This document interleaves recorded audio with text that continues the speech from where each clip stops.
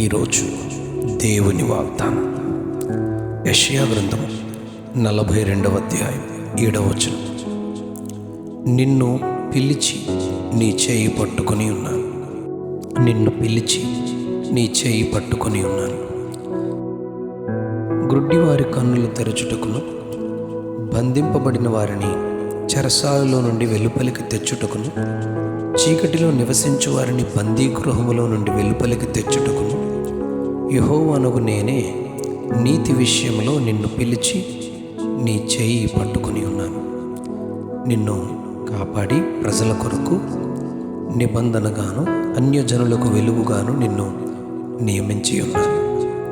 ప్రవక్త అయిన యెషయా ఈ ప్రవచనమును 650 సంవత్సరముల తరువాత జరగబోయే సంభవాన్ని ముందుగానే ప్రవచించారు. ఇది లోకరక్షకుడైన ప్రభు అయిన యేసుక్రీస్తు వారి పరిచర్య అనగా ఆయన పనిని గూర్చి చెప్పబడింది. నిన్ను పిలిచి నీ చేయి పట్టుకున్న కారణం ప్రజల కొరకు నిబంధనగాను అన్యజనులకు వెలుగుగాను నియమించుటకే, గ్రుడ్డివారి కన్నులు తెరచుటకు, బంధింపబడిన వారిని వెలుపలికి తెచ్చుటకు, చీకటిలో నివసించు వారికి గొప్ప వెలుగుగాను బయటికి చీకటిలో నుండి తెచ్చుటకే చేయి పట్టుకున్న దేవునిగా మనం గమనిస్తాం.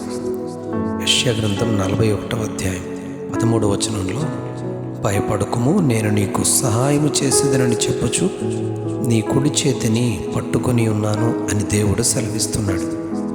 ఎన్నడూ విడదీయరాని గొప్ప బంధము గనుకనే శ్రమ నుండి సిలువలో వేలాడుతున్న యేసు ప్రభువారు పలికిన ఆ తుది చివరి 7 మాటలలో, నా దేవా నా దేవా నన్నేల చేయి విడిచితివని వేదనతో ప్రభువు చెబుతారు.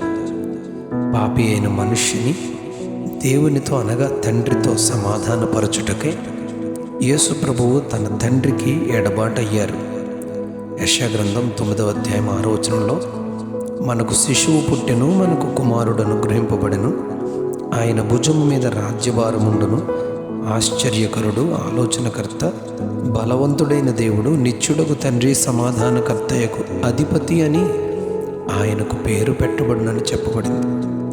2 కొరింథీ 5వ అధ్యాయం 18 నుంచి 21 వచనాల్లో ఇది సమాధానపరచు పరిచర్య అని పౌలు చెబుతారు.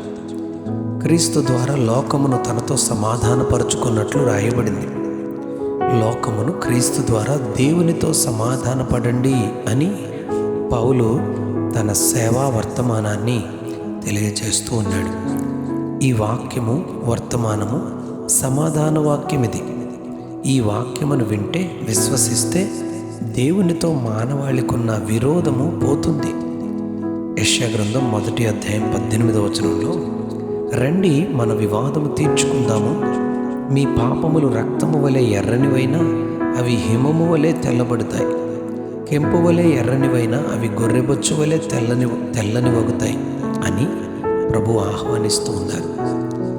సమ్మతించినట్లయితే, ఆయన మాట వింటే భూమి యొక్క మంచి పదార్థములు అనుభవిస్తారు అని ప్రభు ప్రేమతో పిలుస్తున్నారు. దినవృత్తాంతాల 1వ గ్రంథం 4వ అధ్యాయం 10వ వచనంలో, యబ్బేజు మనకు కనిపిస్తాడు. అతడు ఇశ్రాయేలీయుల దేవుని గురించి మొరపెట్టినప్పుడు, నన్ను నిశ్చయముగా ఆశీర్వదించి నా సరిహద్దును విశాలపరిచి నీ చెయ్యి నాకు తోడుగా ఉండ దయచేసి నాకు కీడు రాకుండా దానిలో నుండి నన్ను తప్పించుమని దేవుని తోడు కొరకు, చెయ్యి కొరకు ప్రార్థిస్తాడు. తాను ప్రార్థించినట్టే అతడు మనవి చేసిన దానిని అతనికి దయచేశాడు ప్రభువు అని ఇక్కడ చెప్పబడింది. లూకాసు వార్త 23వ అధ్యాయము 42-43 వచనాల్లో, వ్రేలాడవేయబడిన నేరస్తులలో ఒకడు ఆయనను దూషిస్తే, రెండవ వాడు ఆయనను చూసి, యేసు, నీవు నీ రాజ్యములోనికి వచ్చినప్పుడు నన్ను జ్ఞాపకము చేసుకొనుమని అడుగుతాడు. ఆయన వానితో, నేడు నీవు నాతో కూడా పరదైసులో ఉండు అని యేసయ్య అతనిని చేయి పట్టుకొని నిత్యత్వములోనికి నడిపించినట్లు మనం గమనిస్తాం.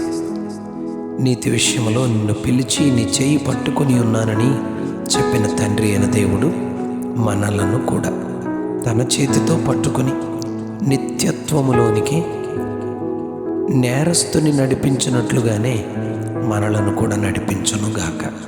Amen, amen, amen. నిన్ను పిలిచి నీ చెయ్యి పట్టుకుని ఉన్నాను. నిన్ను పిలిచి నీ చెయ్యి పట్టుకుని ఉన్నాను. ఆమెన్.